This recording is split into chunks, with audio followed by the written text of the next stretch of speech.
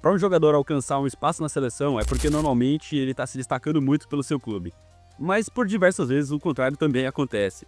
E é sobre esses casos que nós vamos falar aqui no vídeo de hoje. Jogadores que arrebentam na seleção, são craques, mas que mandam muito mal pelos seus clubes. Solta a vinheta, editor! Gonzalo Montiel, o destemido lateral direito argentino que parece ter um caso de amor com as disputas de pênaltis. Mas calma aí que eu já vou falar desse caso. Montiel estreou pela seleção argentina em 2019 e desde então acumulou 36 partidas e 1 gol. Ele foi peça-chave na conquista da Copa América de 2021, participando de 4 das 7 partidas, incluindo a final contra o Brasil no Maracanã. Sua resistência e desempenho contribuíram significativamente para o título continental, encerrando um jejum de 28 anos sem conquistas para a Argentina. O ápice de sua carreira internacional ocorreu na Copa do Mundo de 2022 no Catar. Na final, contra a França, Montiel entrou em campo durante a prorrogação. Apesar de cometer um pênalti que resultou no empate francês, ele se redimiu ao converter o pênalti decisivo na disputa final, garantindo o 3º título mundial para a Argentina. Daí você deve estar imaginando, um cara que joga desse jeito pela seleção, o cara deve arrebentar também no seu clube, né? Não exatamente. Após o sucesso no River Plate, clube que o revelou, o lateral direito decidiu se aventurar na Europa em agosto de 2021, assinando com o Sevilha por aproximadamente 11 milhões de euros. Em sua primeira temporada, participou de 28 partidas, incluindo jogos na Liga dos Campeões e na Liga Europa. Um momento marcante foi a final da Liga Europa de 2023, onde, assim como na Copa do Mundo, converteu o pênalti decisivo que garantiu ao Sevilha o seu 7º título na competição. No entanto, nem tudo foi um mar de rosas.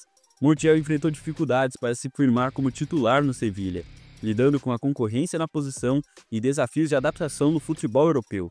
Na temporada 2023-24, foi emprestado ao Nottingham Forest da Inglaterra, onde disputou 14 partidas na Premier League, mas novamente sua passagem pelo clube inglês foi um fracasso. Em janeiro de 2025, Montiel retornou ao River Plate, buscando retomar sua melhor forma na carreira. Ferran Torres é um atacante versátil, capaz de atuar em qualquer posição do ataque, mas sua carreira tem sido uma montanha-russa de altos e baixos, tanto na seleção espanhola quanto nos clubes por onde passou. Torres iniciou sua carreira profissional no Valência, estreando em 2017. Durante sua passagem pelo Valência, acumulou 97 jogos, 9 gols e 12 assistências, além de conquistar a Copa do Rei na temporada 2018-19. Em agosto de 2020, Torres transferiu-se para o Manchester City por aproximadamente 23 milhões de euros. Sob o comando de Pep Guardiola, teve um início promissor, marcando 16 gols em 43 partidas. Destacou-se ao anotar um hat-trick contra o Newcastle em maio de 2021. No entanto, apesar dos números, sua permanência no clube inglês foi breve, com rumor de que a culinária britânica não agradava o seu paladar mediterrâneo. Não, brincadeira, ele só realmente não se adaptou mesmo. Em dezembro de 2021, o Barcelona anunciou a contratação de Torres por 55 milhões de euros, com uma cláusula rescisória de 1 bilhão de euros. Em janeiro de 2024, celebrou o 100º jogo pelo clube com um hat-trick contra o Betis. Porém, a sua média de gols pelo Barcelona é de 0,22 por partida, contrastando com 0,44 gols por jogo pela seleção espanhola. Cara, é simplesmente o dobro. Desde a sua estreia pela seleção principal em 2020, Torres tem sido uma peça fundamental. Acumulou 21 gols em 48 jogos, incluindo participações destacadas na Eurocopa de 2020 e na conquista da Eurocopa de 2024. Sua média de gols pela seleção é significativamente superior à registrada nos clubes, o que levanta questionamentos sobre onde ele realmente se sente em casa. Fábio Ruiz começou sua carreira nas categorias de base do Real Betis, aos 8 anos. Estreou profissionalmente em 13 de dezembro de 2014, substituindo Xavi Torres, em uma vitória por 1-0 sobre o Lugo, na 2ª divisão espanhola. Após um período de empréstimo ao Elche na temporada 2016-17, retornou ao Betis e desempenhou um papel crucial na classificação do clube para a Liga Europa na temporada 2017-18. Em 5 de julho de 2018, Fabian transferiu-se para o Napoli por aproximadamente 30 milhões de euros. Durante sua estadia na Itália, conquistou a Copa Itália na temporada 2019-2020. No entanto, apesar de suas contribuições, o Napoli não conseguiu se firmar como uma potência dominante na Série A durante seu período no clube. Em 30 de agosto de 2022, Fabian assinou com o Paris Saint-Germain. Desde a sua chegada, tem sido uma presença constante no meio-campo parisiense. Embora tenha contribuído para os títulos da Ligue 1 nas duas últimas temporadas, além da Copa da França em 2023-24, o seu desempenho no PSG tem sido alvo de críticas, com alguns questionamentos sobre a sua capacidade de replicar o brilho que demonstra na seleção espanhola. Fábio estreou pela seleção principal da Espanha em 7 de junho de 2019, em uma vitória por 4-1 sobre as Ilhas Faroe, nas eliminatórias para a Euro 2020. Desde então, acumulou 33 partidas pela seleção, mantendo um recorde impressionante de nenhuma derrota nesses jogos, tornando-se o jogador mais invicto da história da Fúria Roja. Foi peça fundamental na conquista da Eurocopa de 2024, destacando-se com 2 gols e 2 assistências em 6 jogos, além de uma eficácia de passe de 90,17%. Rapaz, é realmente curioso, né? Como é que o cara consegue desempenhar dessa forma na seleção espanhola, ainda mais na Eurocopa que é tão concorrida, e o cara não consegue repetir isso nos clubes? Estranho, né?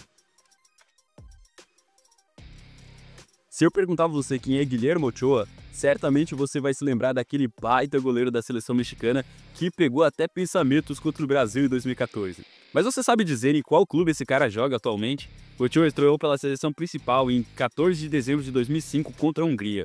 Desde então, acumulou 152 partidas, participando de 5 Copas do Mundo, igualando recordes de jogadores como Antônio Carvajal e Lothar Matthäus. Sua atuação mais memorável foi na Copa do Mundo de 2014, especialmente naquele empate sem gols contra o Brasil, onde fez defesas impressionantes que frustraram o ataque brasileiro. Se pelo México, Ochoa é um campeão nas estatísticas positivas, pelos clubes, ele é campeão quando o assunto é rebaixamento. Ochoa iniciou sua carreira profissional no Clube América em 2004, onde conquistou um título e fez mais de 200 aparições. Em 2011, transferiu-se para o Ajaccio da França. Apesar de suas performances sólidas, o clube enfrentou dificuldades, culminando no rebaixamento em 2014. Após a queda do clube francês, Ochoa assinou com o Málaga, mas encontrou oportunidades limitadas, passando a maior parte do tempo como reserva. Em 2016, foi emprestado ao Granada. Destacou-se individualmente, apesar do fraco desempenho coletivo, que levou ao rebaixamento do clube. No ano seguinte, em 2017, foi para o Standard Liège.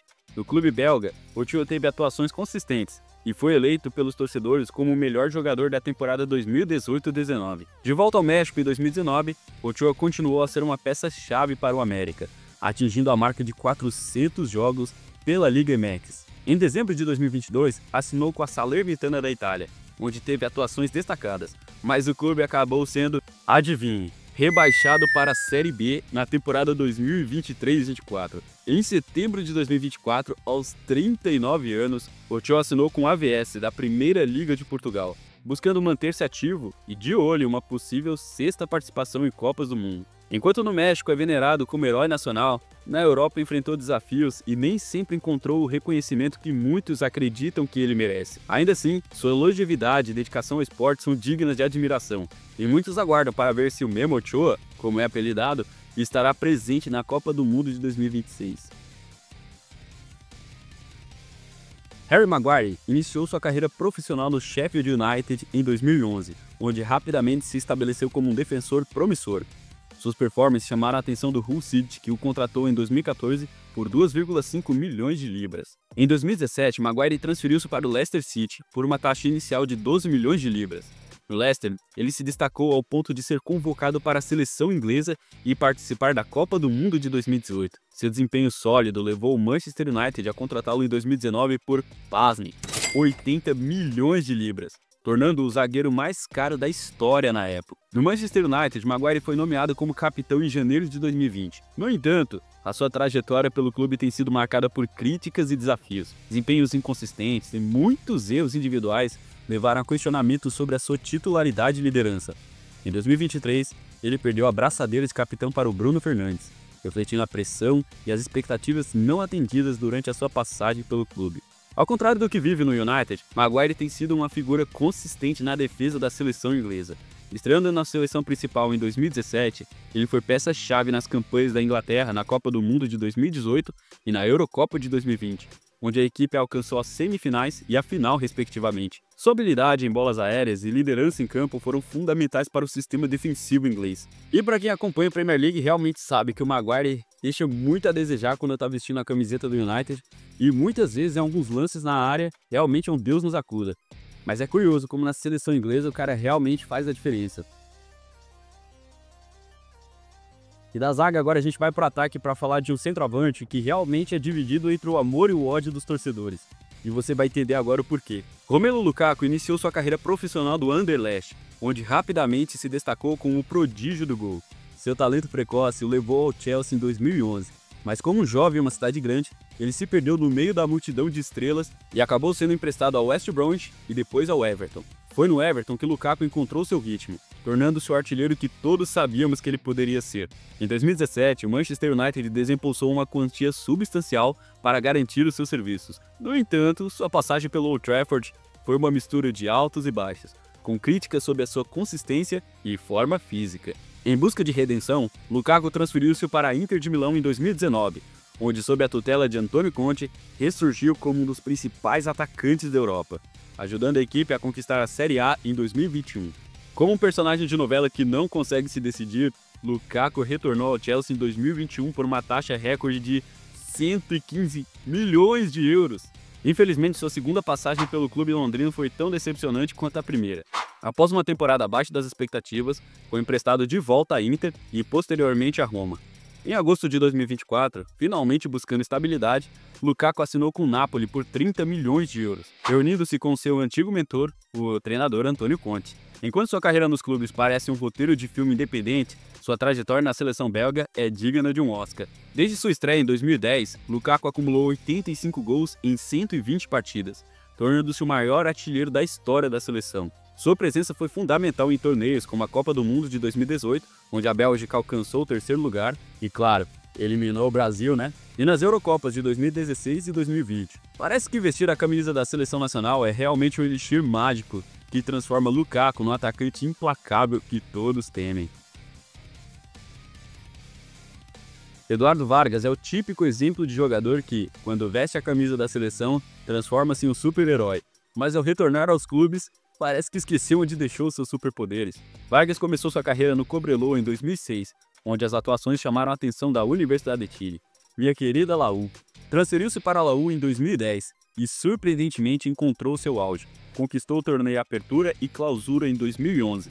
E como se não bastasse, levou a Copa Sul-Americana no mesmo ano, sendo artilheiro com 11 gols e eleito o melhor jogador da competição. Em 2012, o Napoli decidiu que precisava desse talento e o contratou. No entanto, Vargas parecia mais um interessado em conhecer as paisagens italianas do que jogar futebol, resultando em apenas 3 gols em 28 partidas. Não satisfeito, foi emprestado ao Grêmio, Valência e Queen's Park Rangers, onde continuou sua turnê mundial de atuações medíocres. Em 2015 foi para a Alemanha tentar a sorte no Hoffenheim, mas marcou apenas 2 gols em 30 jogos. E foi no Tigres, do México, entre 2017 e 2020, que Vargas lembrou-se como que se joga futebol, contribuindo para a conquista do Campeonato Mexicano em 2017. Em 2020 chegou ao Atlético Mineiro, onde viveu momentos de destaque, conquistando o Campeonato Brasileiro, a Copa do Brasil e a Supercopa do Brasil.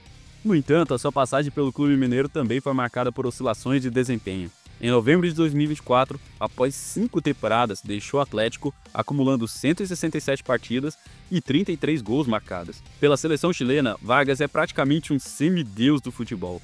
Estreou em 2009 e foi peça fundamental nas conquistas da Copa América de 2015 e 2016, sendo artilheiro em ambas as edições. Com 45 gols em 118 partidas, é o segundo maior artilheiro da história da seleção chilena, atrás apenas de Alexis Sánchez. Bom, parece que a camiseta vermelha do Chile dá realmente superpoderes ao nosso atacante. Mas, por alguma razão, eles desaparecem quando ele veste qualquer outra. Atualmente, em 2025, Vargas decidiu adicionar o Nacional do Uruguai ao seu currículo, assinando o contrato até 2026. Resta saber se ele encontrará o ritmo ideal ou continuará sua saga de inconsistência. E não tem como a gente falar de craques em seleções e ruins em clubes se a gente não incluir o nome desse cara. Prepara, torcedor de São Paulo, porque esse aqui vocês conheceram muito bem e de perto, hein? James Rodrigues começou sua carreira profissional no Envigado, na Colômbia, e logo chamou a atenção do Banfield, da Argentina. Seu talento precoce o levou à Europa, onde assinou com o Porto em 2010. No Porto ele mostrou seu potencial, conquistando títulos e se destacando como um dos principais jogadores da equipe. Em 2013 transferiu-se para o Mônaco, por uma quantia significativa, mas foi na Copa do Mundo de 2014 que James realmente brilhou, conquistando a chuteira de ouro como artilheiro do torneio. Esse desempenho estelar lhe rendeu uma transferência para o Real Madrid, onde as expectativas eram tão altas quanto o preço pago por ele.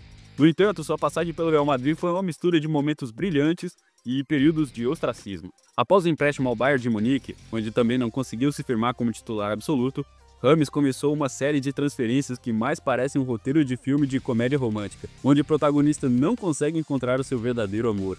Passou pelo Everton, onde reencontrou Carlo Ancelotti, mas a chama logo se apagou. Em seguida, se aventurou no Al Rayyan do Catar, uma escolha que deixou muitos fãs coçando a cabeça. Depois, foi a vez do Olympiacos da Grécia, onde novamente não conseguiu se estabelecer.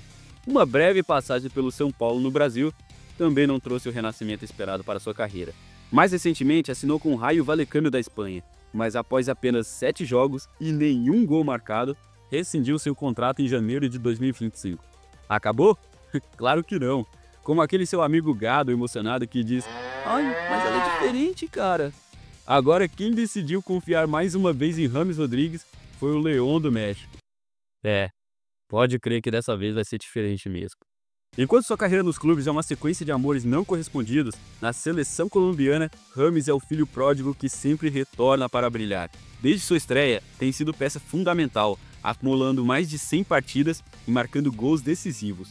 Na Copa América de 2024, foi nomeado como o melhor jogador do torneio, levando a Colômbia ao vice-campeonato e estabelecendo um recorde de assistências em uma única edição. E prepare-se, hein? Porque agora nas eliminatórias certamente vai estar de volta. E aí, curtiu descobrir esses craques das seleções que pipocam quando voltam aos clubes? Até eu fico me perguntando como é que esses caras conseguem desempenhar tão bem pela seleção, são quase que super-heróis, e quando voltam para os clubes, parece que é uma criptonita a camisa deles. E se você gostou do vídeo, já deixa aquele like caprichado, comenta aqui embaixo qual desses jogadores mais te surpreendeu e claro, não esquece de se inscrever no canal para não perder os próximos conteúdos. E valeu por assistir, um forte abraço, fiquem todos com Deus e eu te vejo no próximo vídeo que certamente está aqui embaixo na tua tela. Falou!